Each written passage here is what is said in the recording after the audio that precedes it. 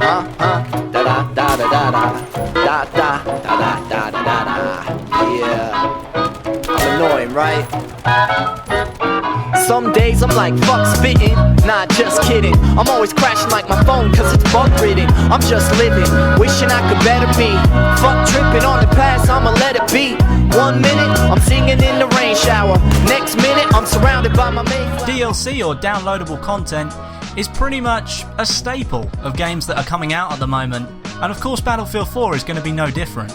We already know about China Rising, and we already know about Second Assault, so we already know half of what they're going to be doing. But is it what we want? With Battlefield 3 we were treated to 5 different DLCs. We had Back to Karkand, Close Quarters, Armoured Kill, Aftermath and Endgame, and all of those all brought individual things to the table in Battlefield 3. The Battlefield community was relatively split when it came to these 5 DLCs. A lot of the BF2 hardcore players really liked the nostalgia of Back to Karkand maps on the Frostbite 2 engine, but a lot of new players really liked the Close Quarters feeling that you got with the Close Quarters expansion. My own personal opinion, I really enjoyed Aftermath. It was perhaps my favourite DLC. I really enjoyed the inclusion of the Expo, and it felt quite a lot like Back to Karkand. The maps were the same size, there was a lot of lanes that were quite familiar, and overall I just thought it brought more to the table than any of the other DLCs did. Now, as I said earlier in the video, we already know 2 of the DLCs that are going to be included in Battlefield 4, and they are of course China Rising and Second Assault. China Rising is going to be, as it says, a Chinese themed expansion pack, with mainly all 4 maps taking place on Chinese mainland. Now, as I said, I did prefer Aftermath as my favourite Battlefield 3 DLC, so the Siege of Shanghai map that we saw at E3 really excited me, and if that's what we're going to be seeing in China Rising, then I'm all for it. But of course we could be seeing something like we saw in Armoured Kill, with big more open expanses, a lot more of the Chinese mainland and a lot of the Chinese countryside being brought into the game, so we could be seeing some vast maps. Now don't get me wrong, I really did enjoy the Armoured Kill DLC, but it's just not really what I came to the Battlefield series for. I came into the Battlefield series at Battlefield Bad Company 2. Now I thought that was a brilliant game. I thought the maps were just about the right size for the amount of people that were able to play on them. The only stretch I saw was Heavy Metal, which of course at the time was the biggest Battlefield map to date, and I didn't really think it worked too well, obviously with the lower player count. Much the same way as I don't really like Bandar Desert in Battlefield 3. The heavy focus on vehicle warfare was directed at some of the Battlefield 2 veterans that really liked the wide open spaces and being able to use pretty much any vehicle the game had to offer. But my side of things, I prefer infantry combat. So coming down to it, looking at China Rising again, I'm really hoping that they toss a couple of urban maps in there as well.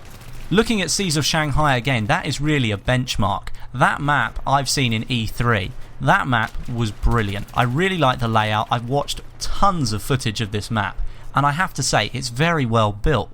So moving on from the China Rising DLC, we come to Second Assault. Now I've done a video on this already, and it's basically going to be a recycled version of 4 Battlefield 3 maps built in the Frostbite 3 engine.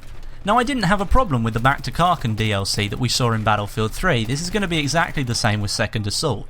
It's going to be bringing back maps that you've already played and bringing back some memories from previous games.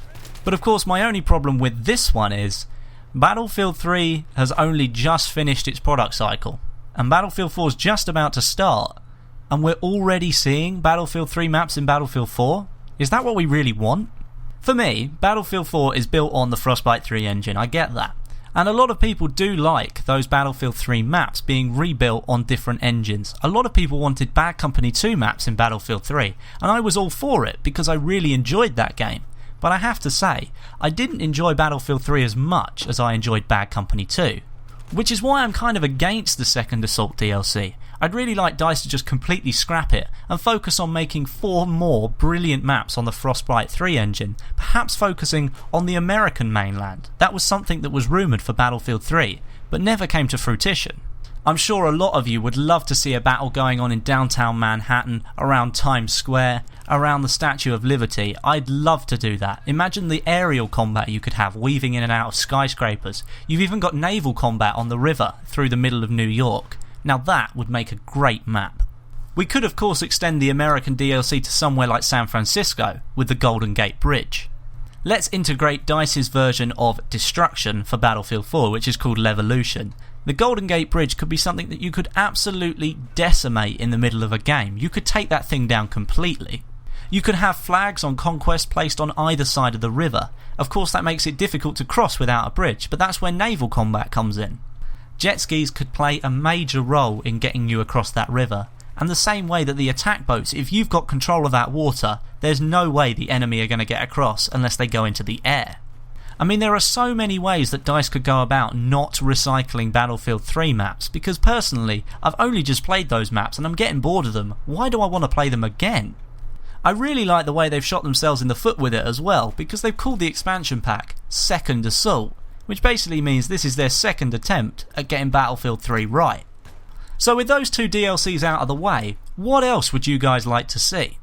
Now, I know a lot of people are getting really excited for the naval combat that's definitely going to be in Battlefield 4. A lot of people felt that in Battlefield 2 naval combat was a huge player on the battlefield, and I'm glad they are bringing it back. Is that something you want to see?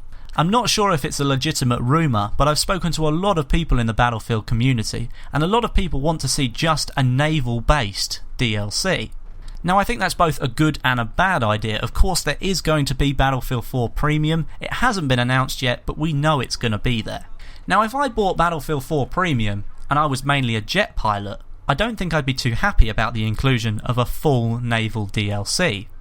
But that's all just my opinion, and of course the reason for making this video is wanting your opinion. Are you like me and don't want Battlefield 3 maps to make their way into Battlefield 4? Do you want something new and fresh in there and not something you've played just last week?